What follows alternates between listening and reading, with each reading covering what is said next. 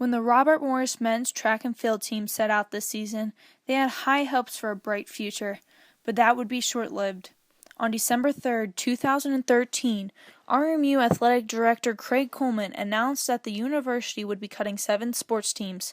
Unfortunately, the men's track and field team was one of them. But as fast as the news came, the team was fast to react, using the fire to steamroll them to the future. Oh, this season's been a bunch of highs and lows for the team because coming in cross country we were second in the NEC, and then find a few weeks later that we were cut. So that was a lot, and I think with the team it just made everyone consider why are they running track, and so the ones that are still on the team are really for it, and we should be able to win conferences.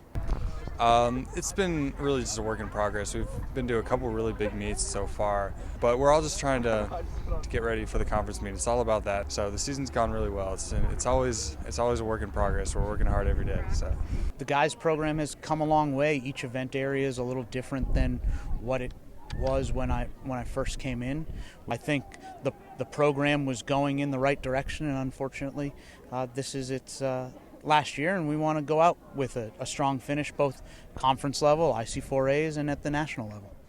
Receiving the news of the cut right at the end of the fall semester, the men had great choices to make for their futures: transfer and start anew once again, or remain at RMU and have their athletic scholarships honored.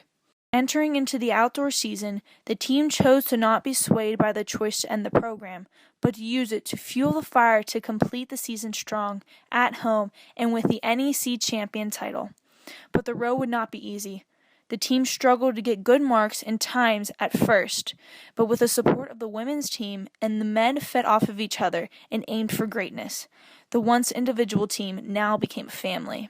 The Colonials pushed forward and competed at each meet that they went to and became a force to be reckoned with. With strong players under their wings such as Chris Carper, Steve Mitchell, and Freddie Thompson, the team was able to succeed in all aspects of track and field. This season was more than just a final season for them. It was much more. Well, track, the indoor season, it was more strategic, getting ready for the outdoor conference meet, and I think we're really just working towards that and just developing for one day, and that's what we're judged on, and we're going for the title there, and I think we have a really good chance of doing it. So coaches are really helping everybody out and getting everyone ready for their best performance on May 3rd. They were out to prove to the school and to everyone that they weren't going to walk away from the school quietly and empty-handed. As the school was brought aware of the cuts, students had opinions on the choice to cut the teams, and rumors began to fly. Some teams said that the funding would go to the bigger sports such as basketball and football, while others speculated a decrease in enrollment due to the lack of sports. But one thing was for sure: the team would not allow these rumors to toy with their minds and affect them for reaching their goal: to get gold. Well, I think after the news in December, the guys just took a little bit of time to figure out where they wanted to go as individuals, and then I think they started turning it around and became more focused in the training, and those guys that wanted to work really hard are working hard, and they're focused on a goal to better themselves and put a good showing here in a couple weeks at the conference meet. The cut really motivates us to have our best season ever and just to go out with a bang and to prove Craig Coleman wrong, that he made a poor decision in cutting us, and that we're just as important as any other sport here at this school. Definitely. Just even if it wasn't to get the title, just to show him that you made the wrong decision, should have kept us. I think it's a team effort. So these guys have been putting in good individual efforts, and that is growing on each other. So the decision that Dr. Coleman had to make was something that came down from the president and the board of trustees. Well, I mean, probably like recruiting for like students to come to RMU, like those who probably looked at RMU as an option for like running track, maybe won't come here anymore because they're going to pursue other options.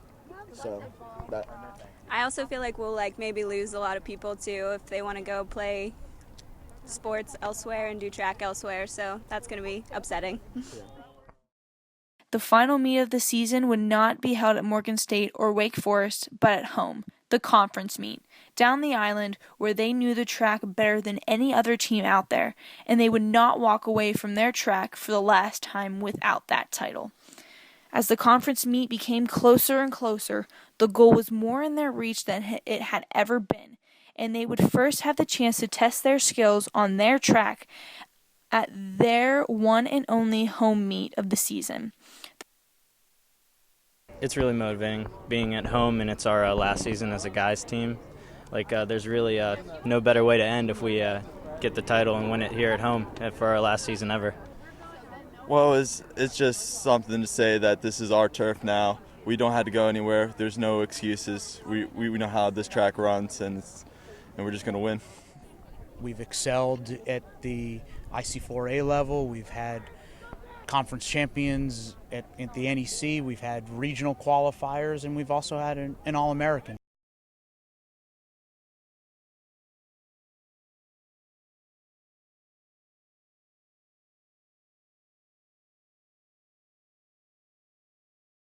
The Colonials walked away from the Benny Benson Memorial Invitational, outscoring both of their Division I opponents, Duquesne and St. Francis. With friends and family and teammates surrounding them, the team's ability seemed to be amplified as 3 Colonials claimed championships, and the 4x400 meter relay squad also finished first. The Colonials would walk away from their meet aiming high and with the reassurance that all of their hard work would finally pay off.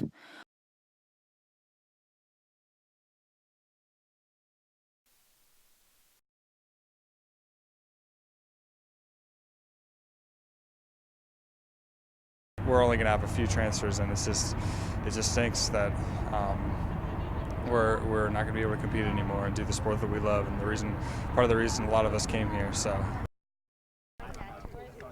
Track's just my life. It's how it is ever since 7th grade of middle school. I just had to be in track, and I just couldn't even leave it behind. I'm even dropping a big scholarship to transfer. Although the team was cut from Robert Morris, one watching the team could never tell. With no signs of doubt or sadness from the team, they showed only strength and perseverance. To these men, track and field isn't just a sport to them. It's not just a hobby. It's their lives. Having persevered past many hurdles this season, the Robert Morris track and field team will be able to walk away from this school knowing that they will never be forgotten.